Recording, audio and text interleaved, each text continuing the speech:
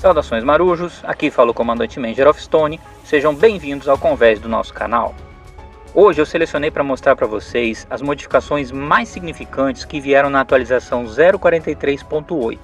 Além da correção de muitos bugs e alguns pequenos ajustes, nós tivemos mudanças bem interessantes e eu vou mostrar algumas das que mais se destacaram.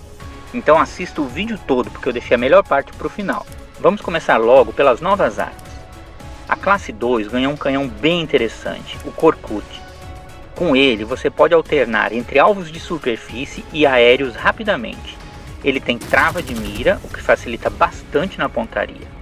Ele é muito bom para usar principalmente nos navios que tem slot duplo de canhão. O custo dele é de 250 ouro, ele é um pouco mais fraco que os demais e tem alcance bem mais curto, máximo de 4,3 km, mas compensa bastante na versatilidade.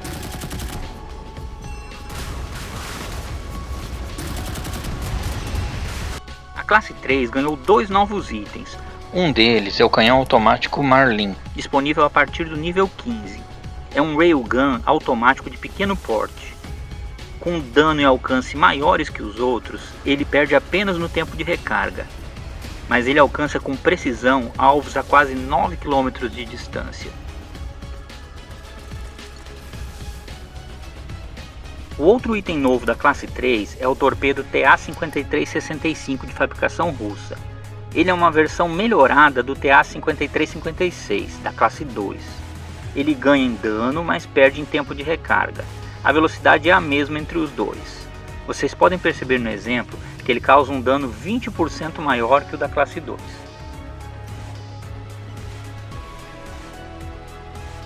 E os submarinos ganharam mais recursos além dos torpedos. Antes de mostrar, eu quero te dizer que se essas informações estão sendo úteis para você, se o conteúdo te ajuda de alguma forma, então dá uma ajuda curtindo o vídeo, se inscrevendo no canal e deixando seu comentário no final. Lembrando que esse vídeo também é válido para o sorteio do Yamato. Então se você ainda não sabe como funciona o sorteio, clica no card aqui em cima para não ficar de fora. Continuando com as melhorias para os submarinos, agora eles ganharam um scanner de fundo para ajudar na navegação. Uma grade verde pulsa em intervalos curtos, mostrando os relevos do fundo do mapa. Assim você não fica mais batendo nas pedras. Os navios inimigos agora também ficam com um contorno vermelho, facilitando a sua identificação.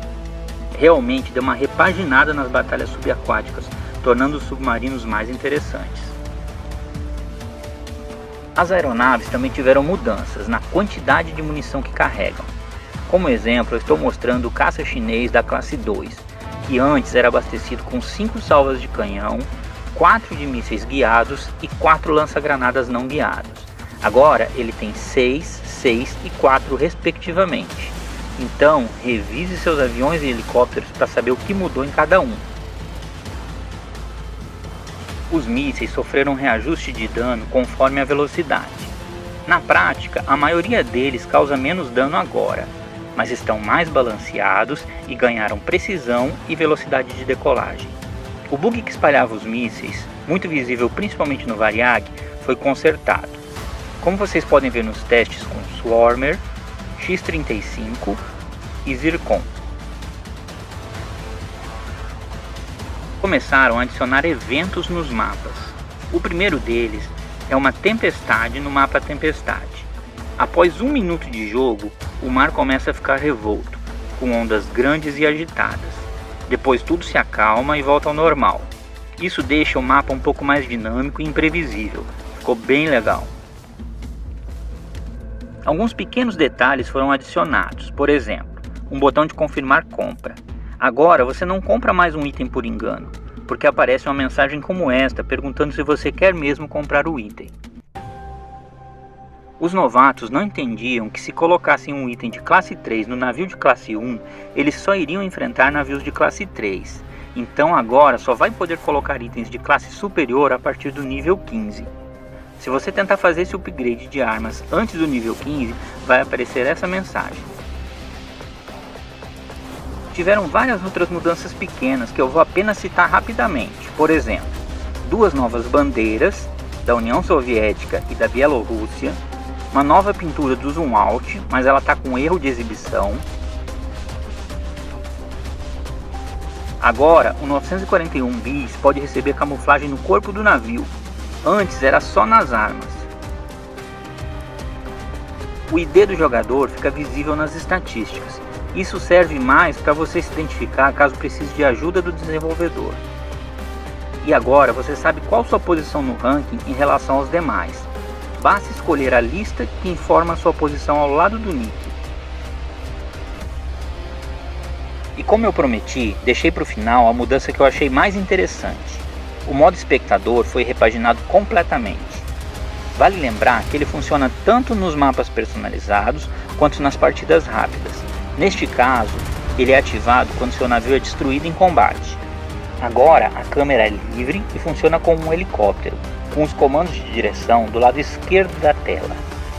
Você pode avançar ou recuar usando a parte direita da tela. Precisa um pouco de prática, mas você se acostuma. Você consegue visualizar o resumo das equipes na tela e pode clicar no navio do jogador para ser levado até ele rapidamente. Assim você alterna entre os jogadores de forma bem prática. Mas o mais legal mesmo é este pequeno botão escondido aqui em cima. Clicando nele você desativa a interface e todos os números e letras vão desaparecer. Assim você pode fazer imagens incríveis da batalha e do cenário, pegar ângulos de navios e aeronaves, montar clipes, a imaginação é o limite. Ficou bem bacana esse novo modo de espectador. Bom pessoal, tiveram várias outras mudanças nessa atualização, mas essas são as mais visíveis e as que eu considerei mais significativas. Eu espero que tenham gostado, muito obrigado e até o próximo vídeo.